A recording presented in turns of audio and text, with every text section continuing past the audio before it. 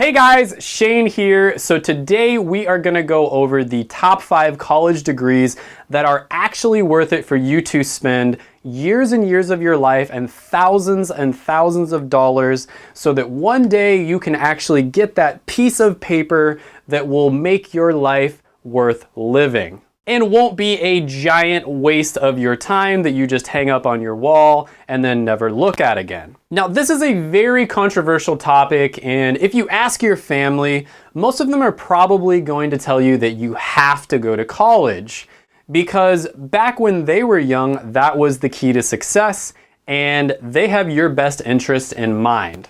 And I mean, can you really blame them?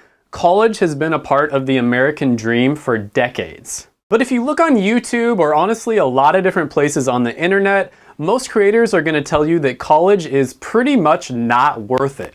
Now, we've all heard the stories about the successful college dropouts turned billionaires and how they would have been even more successful, even faster if they never went to college. And while there may be some truth to this, I do think that this is a little bit misleading. Take Mark Zuckerberg for an example. So if Mark Zuckerberg never went to Harvard, he probably would have never been able to start Facebook. So Facebook started off as a site that only college students could join. You needed an email that ended in .edu that you could only get if you went to college. Plus, let's be realistic here. Not everyone can be a billionaire. And honestly, do you even want to be a billionaire? I mean, these guys work like 120 hours a week. Like, work is all they think about. They're just totally focused on work. They're basically robots that just work all the time. A study by the Journal of Nature Human Behavior showed that basically your happiness doesn't really increase above, depending on what metrics you use, $75,000 to $95,000 a year. But the truth is that many majors today are just complete scams, and you will probably never be able to get to that $75,000 to $95,000 a year mark. And even if it's your passion in life, you would probably be better off just studying it on your own without ever going to college. And there are countless examples out there of people who end up going 6 figures into debt and they can't even find a job.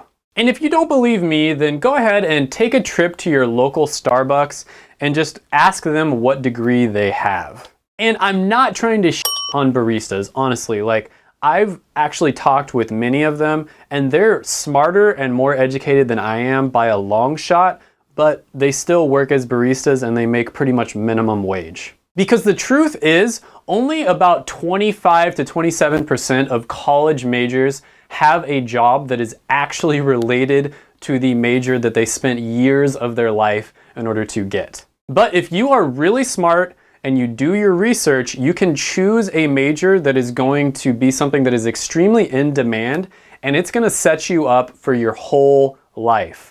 Even if later on you decide to pivot to something else, you will always know that you have a job that you can get in no time. And the majors that I'm gonna focus on now are ones that are great right now, and they're also going to be great for many, many years in the future. And if you're trying to figure out what to do with your life right now, like, I don't blame you. I was in your position at one point, and if you really pay attention and watch this video, you're gonna have a really good idea of what direction that you should go. And the reason that I'm making this video is because I honestly wish a few years back that I had someone just like me to tell me the truth. Just give it to me the way that it actually is. Tell me the hard truth, and it would have saved me a lot of time. Now, number 5 on this list is going to be engineering, and this might come as a huge surprise to a lot of you because you probably thought that this was going to be number 1. So what exactly do engineers do? Well, if you look on Google, the official definition is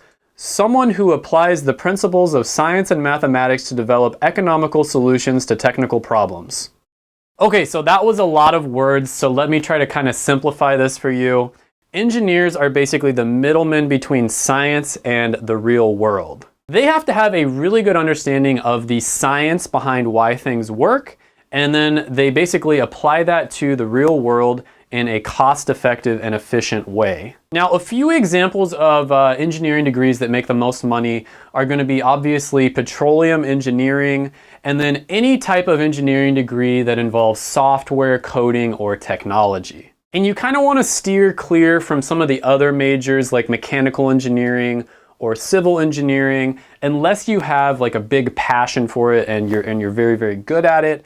Those are a little bit more saturated, and it's a little harder to get a job. Now, some of the cons of being an engineer: it's very, very difficult. Probably one of the hardest majors that you can do. It's heavily science and math based. So you have to be very, very good at math and science. And then another thing, and this could be probably a good or a bad thing, is that it's always changing and you have to basically be able to keep up with the latest developments and technology. So the pros of being an engineer is that it's very difficult. And what does that mean? It means that not a lot of people can do it. And so there's a huge barrier to entry for others who want to try to get into engineering. For this reason, engineering will never become fully saturated, and you'll pretty much have a job for the rest of your life. Now, another pro is, of course, I already mentioned it, it pays very, very well. Not all of the engineering degrees pay six figures right off the bat, but pretty much all of them you can easily work your way up to six figures. It'll just take a few years. Now, another pro is that there is a lot of room for growth, and you can always evolve and expand in your career. If you want to take on more of a management position, you want to be like a project manager, you can go in that direction. Or if you think there's like an evolving technology that you have a lot of passion for, or you think there's a lot of opportunity there, you can specialize in that and go in that direction. So number 4 on the list is going to be human resource management. And this is another great career that anybody can get into, because just about every company on the earth needs people that have these skills. So the definition of human resource management is pretty complicated, honestly, but it's basically just how a company manages the people who work inside of the company so that they can get the most out of them, the most efficiency without, getting sued or something like that. Hey, send me that link to the monkey sex video. I'm going to forward it like it's hot. Yes! And more companies are realizing that it's incredibly important to put their employees first, treat their employees well, and that way the employees will, make you more money, they'll be more efficient, they will, treat customers well, and it just turns out to be a really good long-term strategy. And it's important to also note that human resource managers are the ones who do the hiring and the firing, and they're also the ones that make sure that the company doesn't get sued or fined. If I had a gun with 2 bullets and I was in a room with Hitler, Bin Laden, and Toby, I would shoot Toby twice. The thing that makes HR so important is that basically all big businesses in any industry that you go into need HR personnel. And I actually know of several different professionals that ended up pivoting and going into HR because there was such a high demand for HR managers. No, God! So the cons of HR, well, first of all, you're gonna have a really heavy workload. You're kind of like the glue person in a company, and so there's just a ton of different stuff. There's always going to be something that you need to do at any given time. And the second thing is you have to fire people, which sucks because you might have to fire people that you really like. And then of course the third thing is office politics. There's going to be a lot of office politics when you get into HR, and you are going to have to be the mediator when people have issues with each other. You're going to have to sit down with both parties and kind of like talk it out. And that can get probably like pretty annoying. So the pros of HR is that you get to interact with a lot of people. You're going to be hiring people. You're going to be doing performance reviews. You're going to be attending a lot of meetings. So if you are an extroverted person, this is probably a very, very good career path for you to get into. The second pro for HR is you're always going to have something to do. So if you are the type of person who really likes your day to go by super fast, you just want to show up to work, do a bunch of work, and then all of a sudden, it's the end of the day and you get to go home, this is going to be another career that's going to be great for you. And then of course, the third thing is the very, very attractive salary. So number 3 on the list is going to be business majors, but this one does have a caveat to it. you do have to specialize if you go into business. So you don't want to just get like a general business major, you do need to specialize in something. And a really good example of one that you could specialize in would be a sales manager. And when it comes to business majors, it is very, very important that you do your research and you figure out which one you like, and then also figure out which one pays really well so that you can choose which majors to specialize in. And the truth is there will always be demand for business majors because companies need people who are really talented and they understand how business works in order for their company to be successful. And this isn't going to change anytime in the near future. So the trick to getting a business degree is to niche down, specialize something, and then get so good at that thing that the company simply can't ignore you. Now, let's talk about some of the cons of getting a business degree.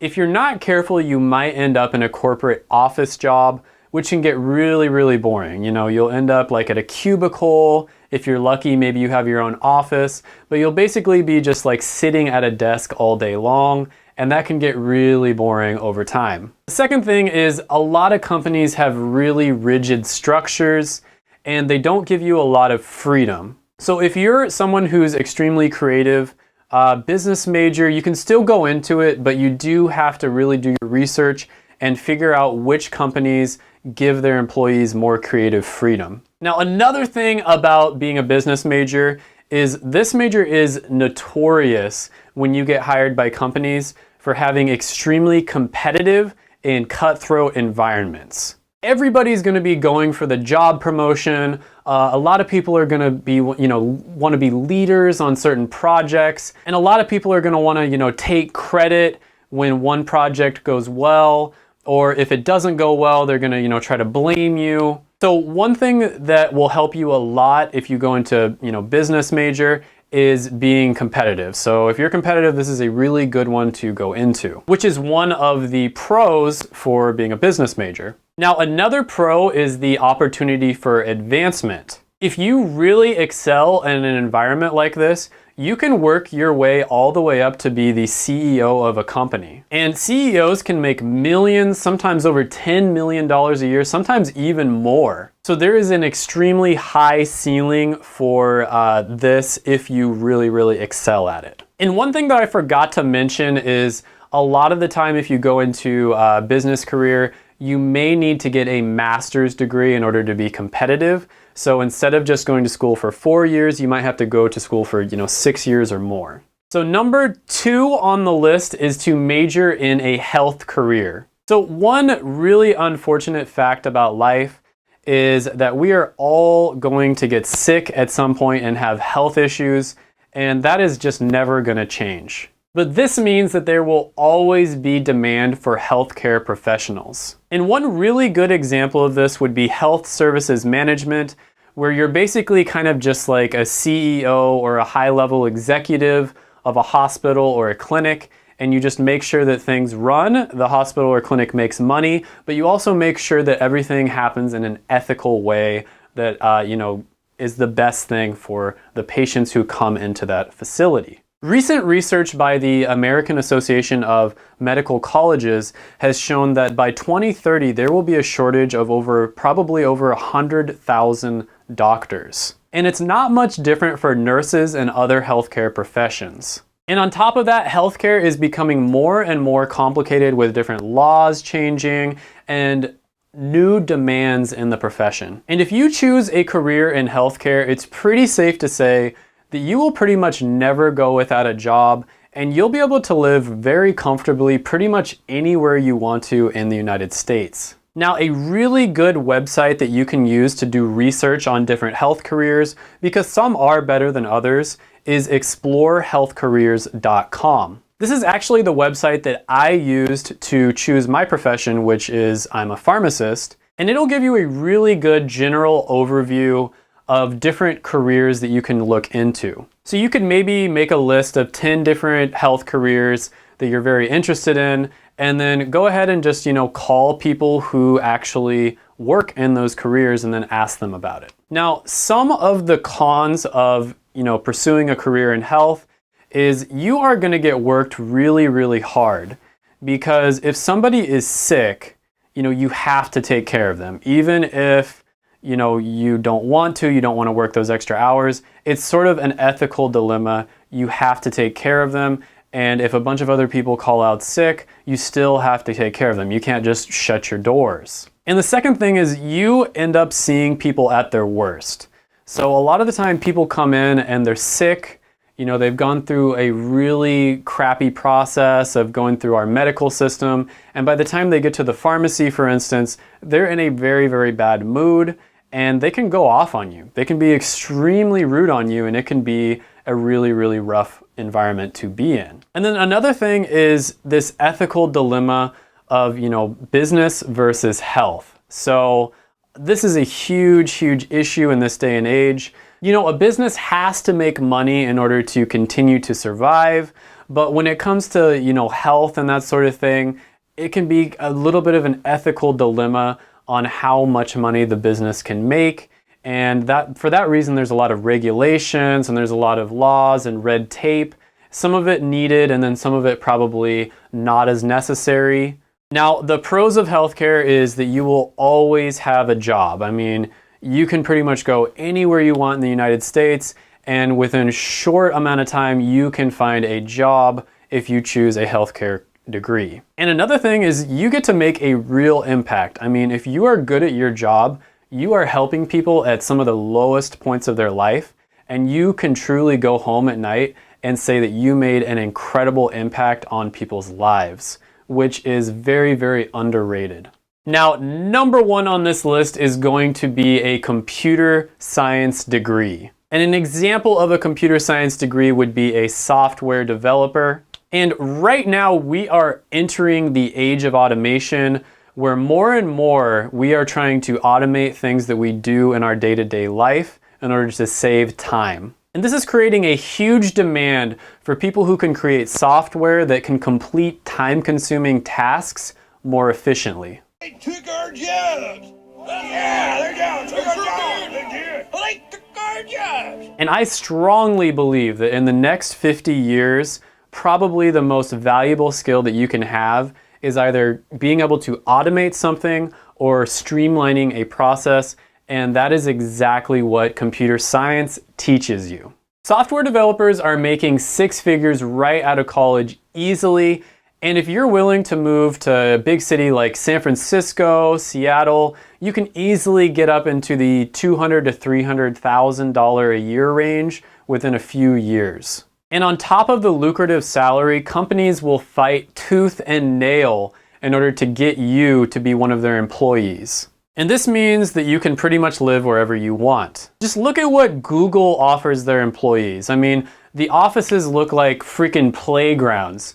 You get amazing benefits. You get free food, free coffee, free entertainment. You can take a break in the middle of the day and do yoga or whatever you want. It is insane. And if you're willing to job hop, and that is basically where you move from job to job every few years, you can basically get companies to start a bidding war and they will all just fight over you. And they'll be like, oh, I'm gonna pay you, 180. No, I'm gonna pay you 190, 210. And that way you can increase your salary to the 200 to 300K a year range a lot faster. Now, a few of the really hot subjects to learn about right now are gonna be machine learning, artificial intelligence. You're gonna wanna get into maybe like virtual reality or augmented reality. And right now, there are pretty much no cons to getting into this. This is the perfect time to get into this major. The only cons I can think of is, you do have to spend a lot of time staring at a computer screen, which we already spend a lot of time doing that, right? And then the other thing is if you want to get paid extremely competitively, you will have to live in certain, big tech cities like Seattle, Austin, San Francisco area, Silicon Valley. You probably will want to live in those areas. So this does round out the list, but I do want to mention that there are a few key things no matter what area you go into that you need to do your research on. You want to look up the average salary because this is going to tell you what companies are willing to pay for this specific skill set, this specialized knowledge that you go to college in order to get. And the second thing you want to look up is job satisfaction. So if you look up a career and it has really low job satisfaction, that might mean that even though there's a lot of demand for it, there might be regulations or something along those lines that are causing the job to be very, very stressful or unfulfilling for people who go into that career. And then the third thing you want to look up is the job growth demand. So you're basically just going to look up, how many openings there are going to be in the next 10 years versus how many people there are to fill those openings. It's pretty obvious. And obviously, if there's going to be a lot more openings than people to fill those openings, there are going to be incredible opportunities for you and there won't be much competition. And then of course, the fourth thing to look at is, are you interested? So you want to pick something that you're interested in, pick something that you're passionate about. You don't want to just pick something that makes the most money. That is not going to lead to a fulfilling life. And you'll actually probably end up making more money if you pick something that you do like and do have a passion for, because you're going to get a lot better at it. And so a good idea would be to make like a list of 10 different careers. This is what I did that fit these 4 criteria. And then what you want to do after you make that list is you want to contact and reach out to people who actually work in those careers. You can do something as simple as just calling them on the phone, going up to the business and speaking with them. And then you can also ask them to shadow, which is where you basically go and just kind of hang out with them for the day just to see what they do on a day-to-day basis. And then based off of that, you'll see what the job is really like and if that's something that you want to do, for 10 years or longer in your future. Okay, so I really hope that you enjoyed this video. I work really hard on these videos. They take a long time to make. And if you made it this far in the video, please like, subscribe, smash the like button, smash the subscribe button, and then also comment down below. Let me know what you think. Tell me if there's some degrees that I missed out on. Tell me if I should have put number 5 as number 1 or whatever you believe to be true. And if you're a Starbucks barista and you're super mad at me for making this video, comment that down below too. And until next time, bye for now.